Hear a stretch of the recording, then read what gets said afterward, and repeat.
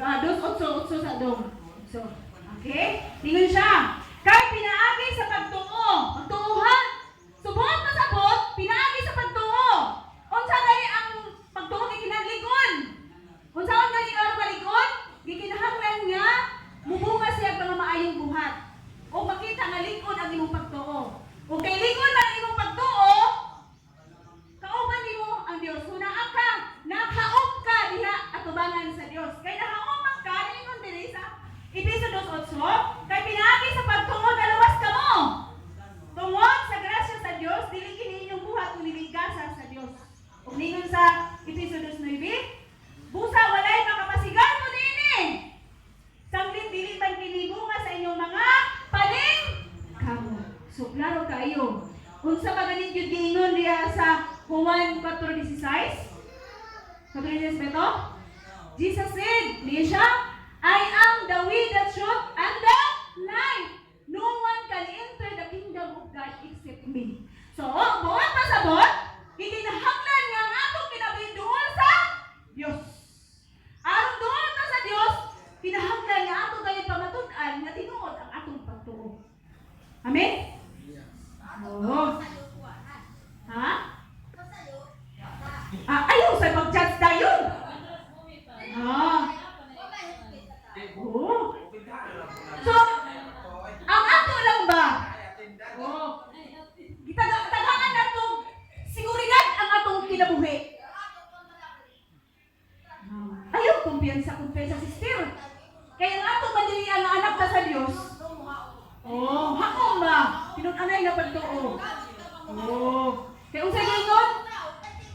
Oh, unsay gingon sa wala na kasulatan?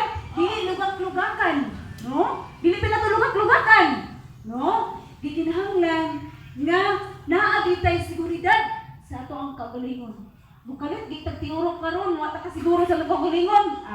Adto di ta sa impierno. So gikinahanglan nga isigurado gyud nato ang atong kinabuhi diha sa linya sa Dios.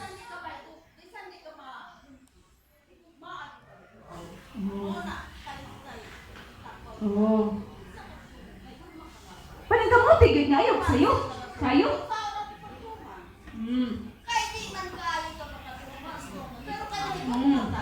Makatuman.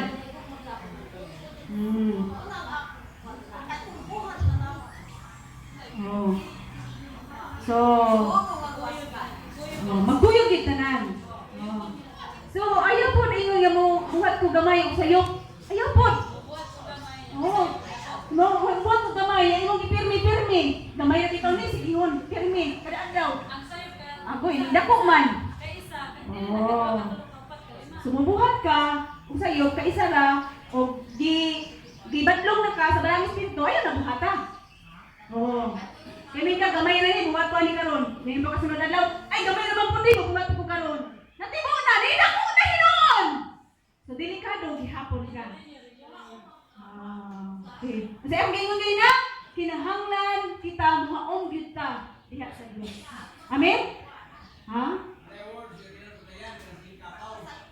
Oh, sige si Pastor Pedro tong sultihon. Wala sa mga taga-Israel, mga puro mana. Kaya tini sining kapaw. Usa kini kabuhat ga kung ilang tinawin mo mao pero di ay sa sulod. Di mao. Mo na problema. Mo na kung pala kita nagkilanggan ko pala nga magasyon ka sa Pinoon. Magbantay taga dili ka sa kapaw. Amen. Tinuod.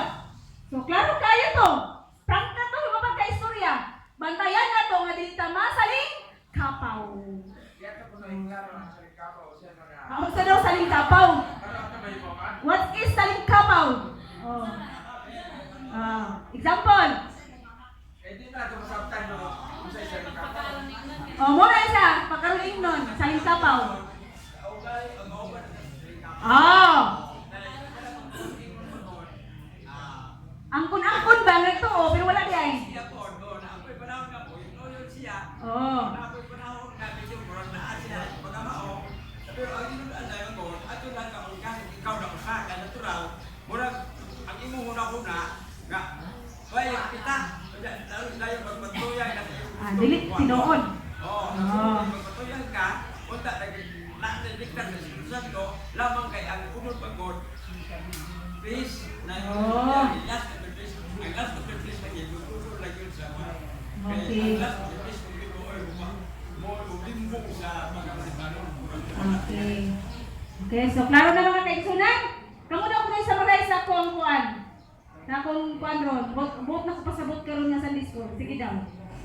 Ha? Sige, sa nakuha na ba? Okay. So, ang atong kaluwasan nagbase sa tinuod na ito nga pagtuo. Ano? So, kay tinuod na nga pagtuo ang atong gibasihan diya sa atong kaluwasan, no? Nahaon ta diha sa Dios. Gikinahanglan nga o kay aron nga mahaon ta sa Dios, gikinahanglan nga magbunga og mga maayong buhat.